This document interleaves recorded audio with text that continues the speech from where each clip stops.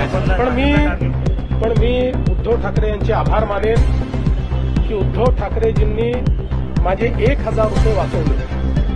कारण मी आव्हान केलं होतं की उद्धव ठाकरे यांच्या भाषणामध्ये विकासाच्या संदर्भातला एक मुद्दा दाखवा आणि 1000 रुपये मिळवा.